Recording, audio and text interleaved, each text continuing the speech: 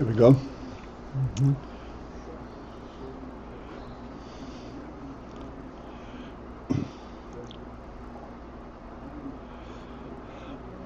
We'll start four lines, 5 lines from the top on page Mem Hey.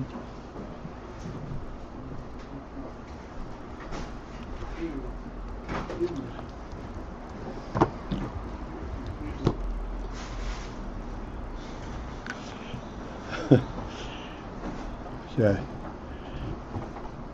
There's no end to the challenge that the Rebbe is presenting us with. Actually,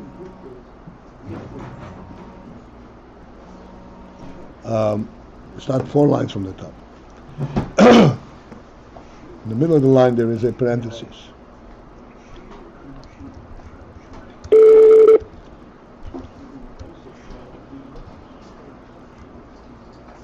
So we have finally come to the point. We are talking about sphirot. And sphirot are pointing to the Indian that there is an element what's called the hoye bigvul, that it has to wants to be effective bigvul in a finite environment, not infinity as it is in the source, but a finite environment where it is going to be understood from a finite perspective. This is S-orientation, as we discussed the other day.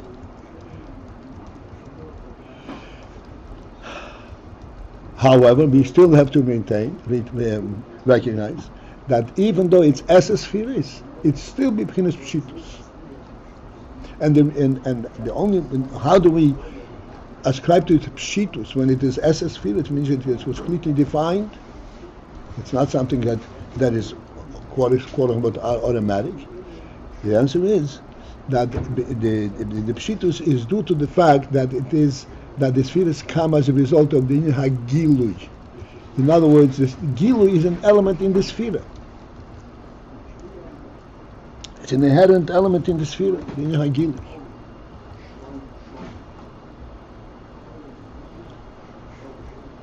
As we pointed out, they have to understand that the principle of gilui is in contrast to Brim Shebiyamon, Brim Shebiyabosha. The Brim Shebiyabosha have the element of gilui, not as something added to it. This is the definition of Brim Shebiyabosha. If one has to stand up on his feet, it is not an activity, an identifiable activity. This is what he is. Although this is definitely a function, a conscious action. But it's not created action consciously. It is the fact that he's a functional entity. That explains pshitus. That explains how it is that you can have specific koiches and still have a pshitus element. Because in the standing mashal, it's a function, but it's not really an added aspect to the human being. As a matter of fact, I don't want to confuse, but everything I will say is challenging, but the human being is actually referred to as medaber. What does medaber mean? That what describes him? The fact that he expresses himself.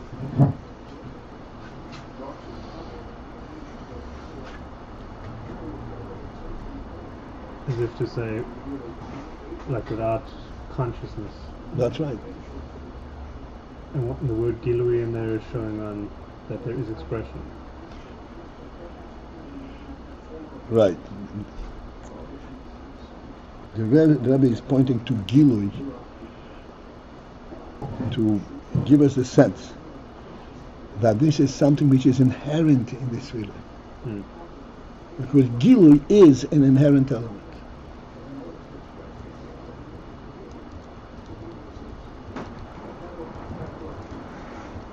Gilui is an inherent element in sphirot, or the sphirot is inherent in gilui?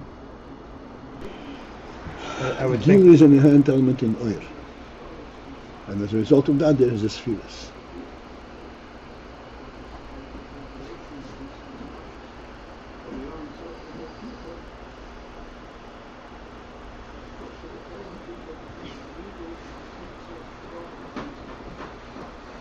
Is it spheros are synonymous with gilui? Is that Not synonymous, but they are the result of gilui.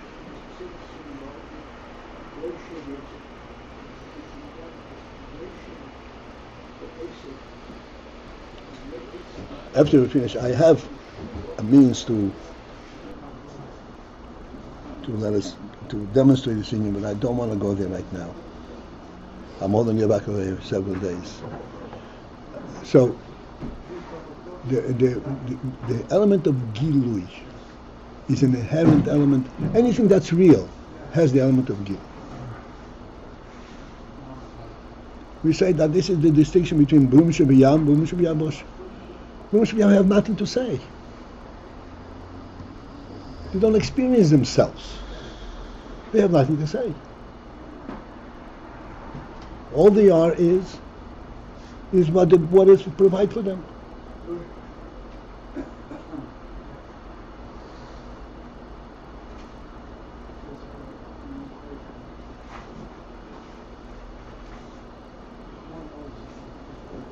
Follow this. We went the other day, some years back, whale watching. And we lucked out that we actually saw the tail of a whale. Can you imagine that?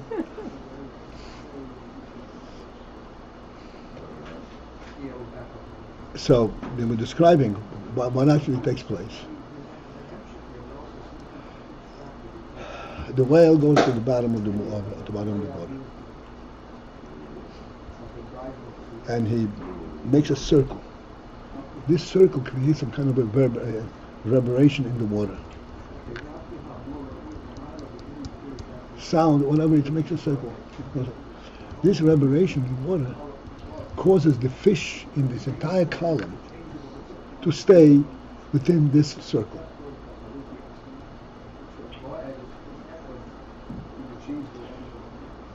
Then he swims up with an open mouth. The mouth of the whale is as big as his house. And he just swims up, and all the fish end up in his belly.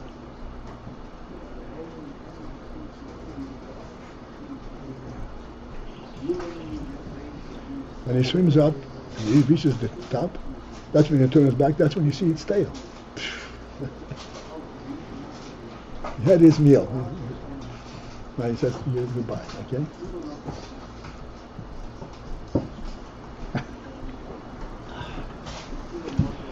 So think about this. He catches hundreds of fish by swimming up in an open mouth. What is the process of eating for a human being? For a human should be a bush.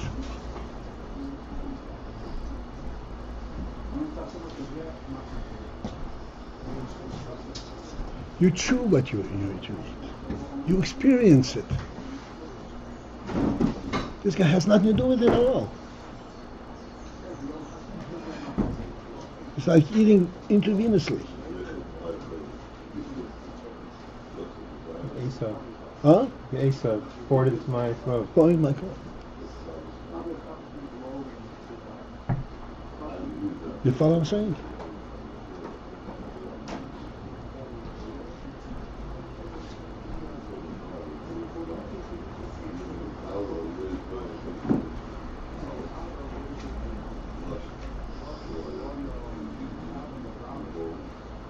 I once observed on a video, there was a carcass, an animal was killed, another animal, and all his insides were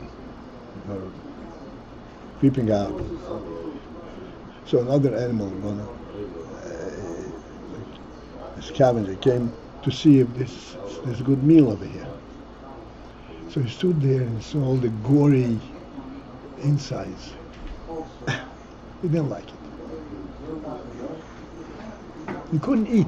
An animal couldn't eat because he didn't look attractive, he didn't look appetizing. Was een bloemsje bij hem.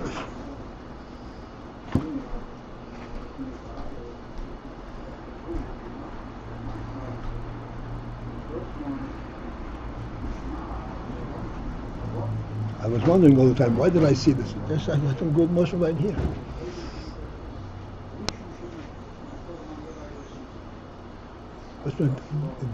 There's an element of gilui of his essence. Huh? You say gilui of his nefesh? Essence.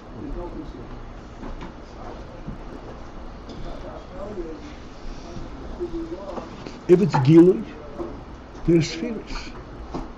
What's mean sphirot? You have to bite into it. You have to taste it. You have to chew it.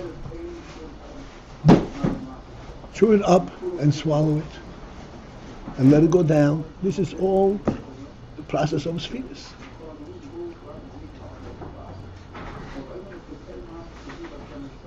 The whale flask flows up, and everything goes right in there. He's totally unaware of what it is. He's just filled up and finished.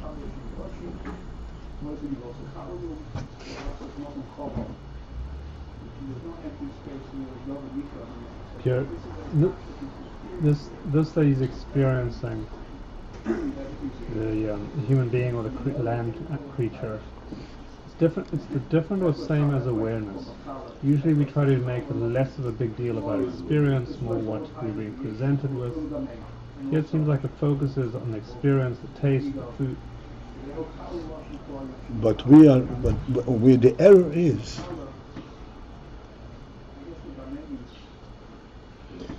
in what place does it play? Does the experience create the entity, or the entity creates appreciates the experience?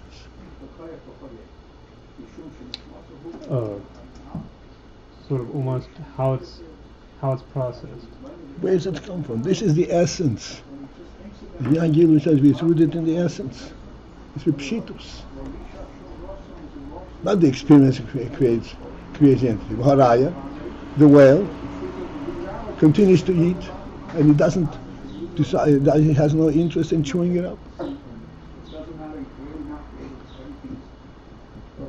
In contrast to what the human being is cognizant of the food, the taste, and everything, but he must know that it's part of pshitus. This is. But what? Say it again. The experience does not make the. The experience is due to what kind of creature he is. He does not allow into his mouth anything but what he knows what it is.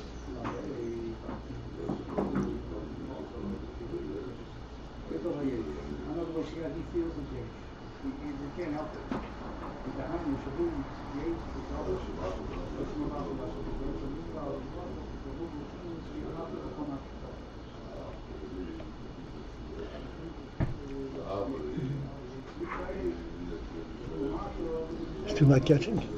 I think You would help me out, please. it's just this is what a human being is. Right. I'm just trying to. Yeah.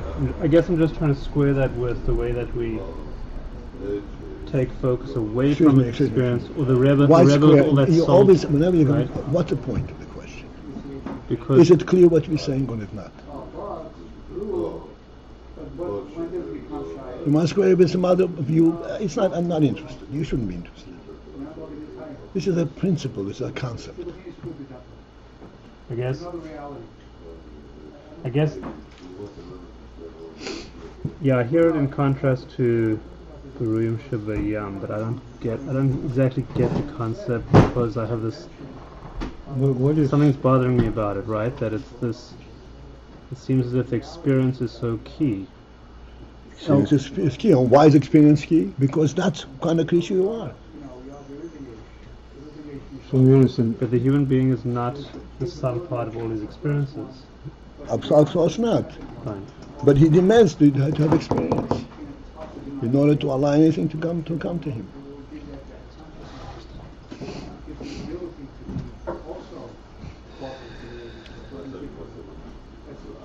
Yes, go ahead. Rabbi Paltiel said the process, previously he said, the process is through Chabad. In other words, unique to the human being, he has to be aware of everything that's coming into his head, from Chabad to Midos. This is... And that together. This is the land creature.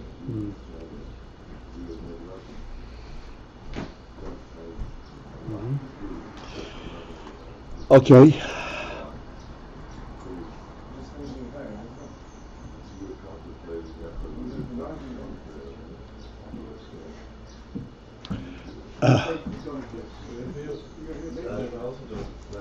Oh, is there a different emphasis than that? I'm trying to Well, make. as long as you put Yeshua at ease, it's okay. Because this is not, we have to get the point. These are all examples, illustrations that show, yes, it's completely different world. Not that this makes up the entity. Look, an animal wouldn't eat the gory kishkes, insides. An animal.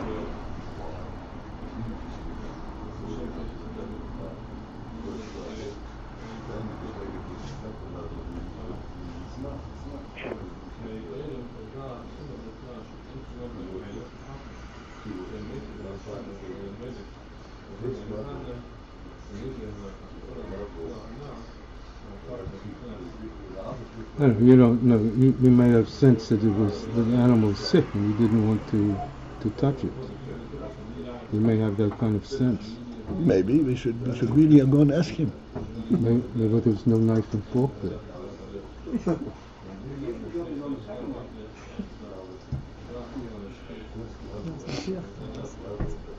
The idea of gilui, that the essence of what the essence of what he is also has to be seen in his identified in his functional things as well. It has to be in accordance with the.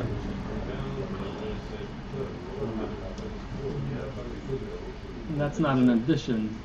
That's not an addition. That's part of the process itself. Part of who he is.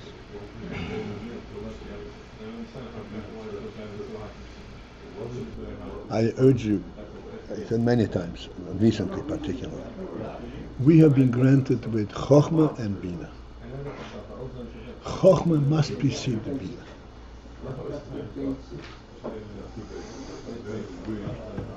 If I were going to explain to you what a table is, but you never saw one,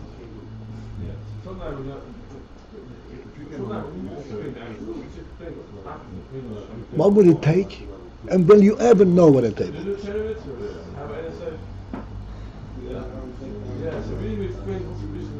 Hello?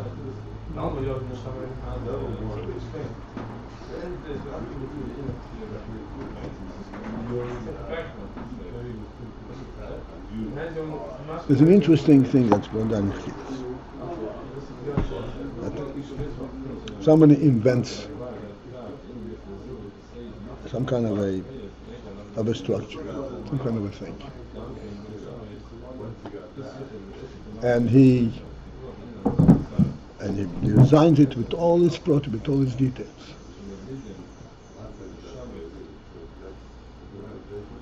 And once it's designed with all its details, he goes on to build it.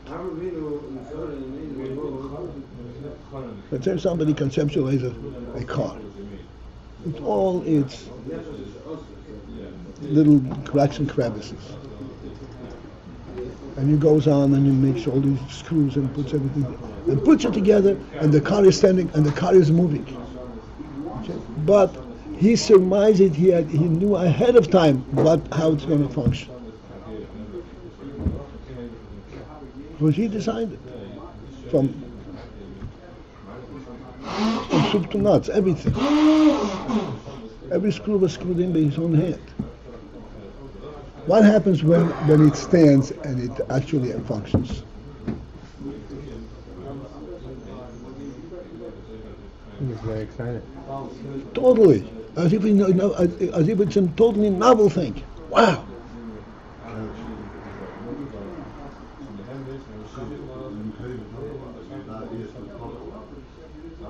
Not only that, he says even more than that.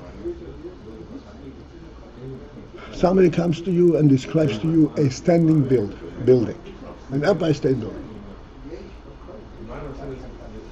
And he is an excellent artist and he describes it to you perfectly. He draws it for you. And then you go to 33rd Street and you see the building. What will happen? You can never imagine. Why?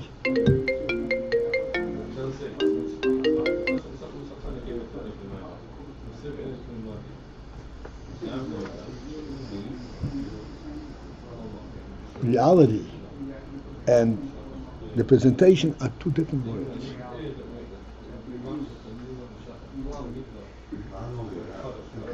We have been blessed with this quality called the Iyar, called chochmah. We know the world not by experimentation, not by experiences, not by analysis. Give me a Turk. We know the world because we know it.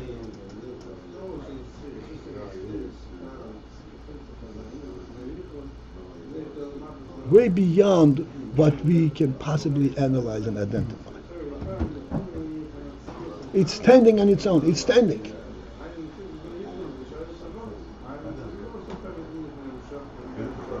With all your explanations, how the planets are balancing and there is a gravity here. But, yes, it's nothing. It's nothing. That's not what I'm talking about. It's a real thing.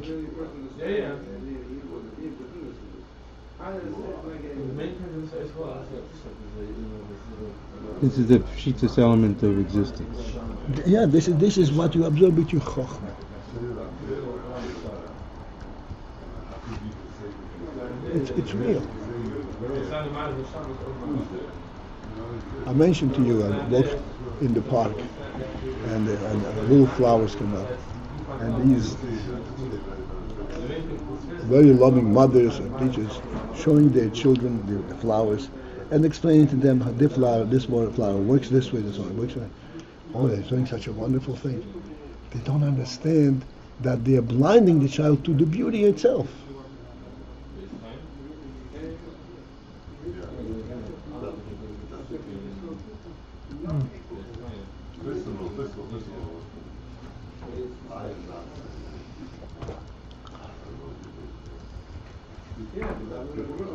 Maybe should make the world beautiful for a reason.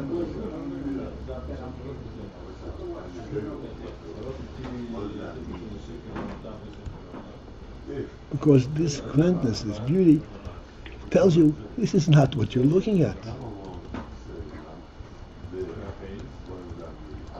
There's a spirit, there's a creator to it.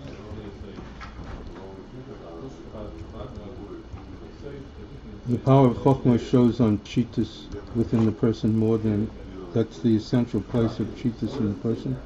Chochmah. Yes, that's on the gilui, on the functional. The point you're making now is that we have to get it in chochmah first. We have to get in the chochmah first. You're saying that's our challenge.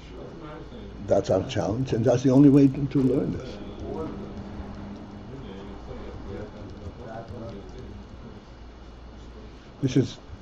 This is where I become a monster. Come on, wake up.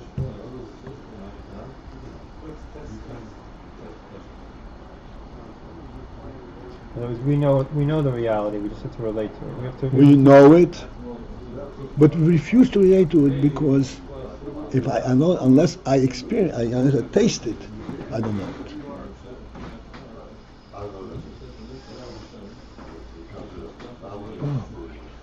So we're already flower children, so we don't have to be instructed how the flower works. It's an expression from the 60s.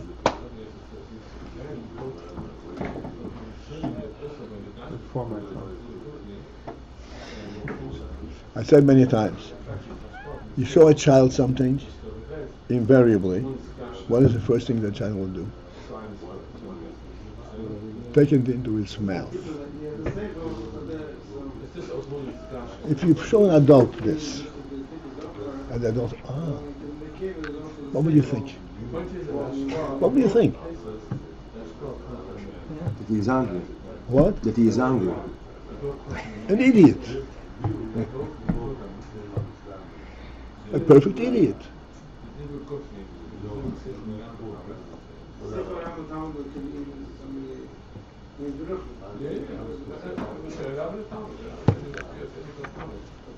Or taking it apart to see what. It's not, this is what it is, not what's inside.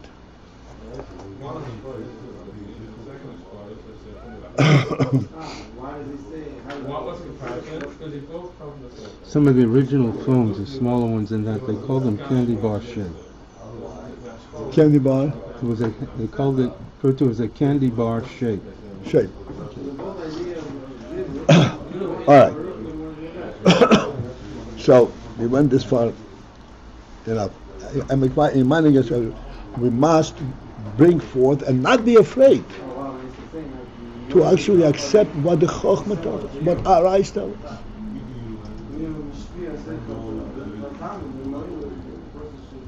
This is what is presented to us. Then we try to know more about it and have a sense and understanding how it works.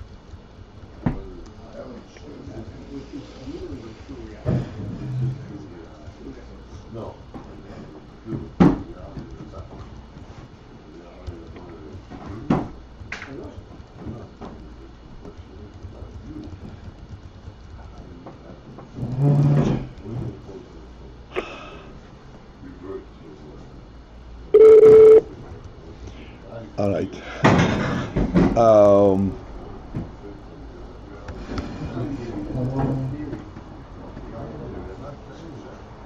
So the Rebbe says that the sphirot is representing gilui, and that's why the sphirot has also the pshitus, because this is the gilui in the Iyar. But then the Rebbe says, Hagam, although, okay, I'm going back, the third line from the top. Parenthesis, Hagam, Shazeh, Shehem, begins as the sphirot, Ein Zelak Mitzan Hagilu Levad. Although that the fact that they are b'chinas as sphirot is not Mitzad the Yin Hagilu Levad exclusively because of gilui. Why? The Zeh Shehagilu mechiyav she is sphirot because the fact that gilui compels that there be spheres. This is a different kind of spheres. This is spheres and cats. And here we talk about spheres in as spheres. So you cannot say that as spheres is compelled just because it's in a gilui.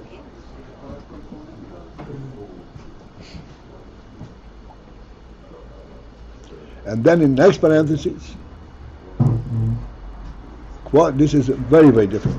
One is boil year pereganad. We already explained earlier. The sphirot is saying cats that when you're talking about that level, called sphirot ein cats, has sphirot gufa hein b'pchinas pshitus. The spheres themselves are b'pchinas pshitus. We are the whole time talking about the spheres are b'pchinas pshitus. And he said the spheres gufa hein b'pchinas pshitus. What is the addition over here? Again, don't wait. We think even on the Eiffel sphere. That's right. Don't wait for me to explain it. Think about it. We explained that when we talk about spheres and cats, the spheres go for him with pshitus. What is the additional point? The spheres go for him with pshitus.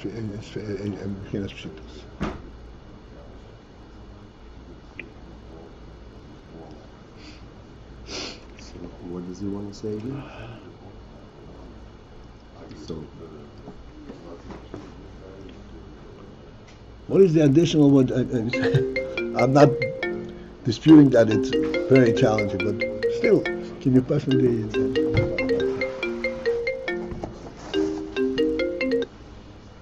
what is the emphasis on sphirot gufa?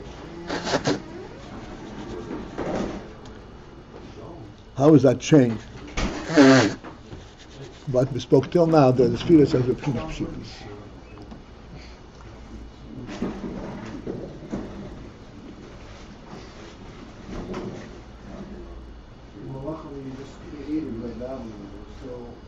The word gufa is Bilidon in Yemenu. The word gufa, meskin. Yeah, what? I want to know what gufa is. Gufa means themselves. Okay, so Yeah. Themselves. The word gufa. Yeah.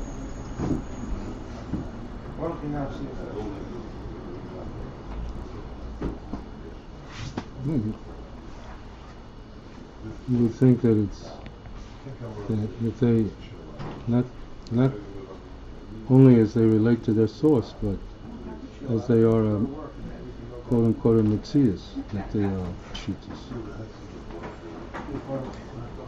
Well, So the it would be the opposite. Sphirot gufa means that the spheres then are representing their source rather than representing themselves. Spheres ain't cats. The ain't cats element is the source, not the sphere.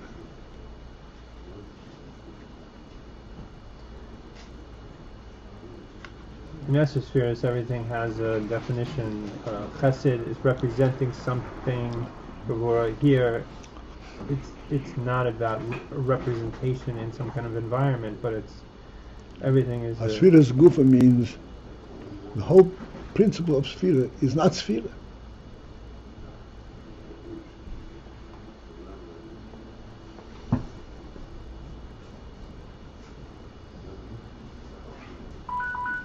That's it. When Shlomo said that it also includes the spheros, you said yes. What? Shlomo said about that phrase that means also the spheros. Hashem said the spheros is also pshitus. So what Yes. did Rabbi add over here? That's my point. Spheros in the spheros gufa, but that's true also about the spheros.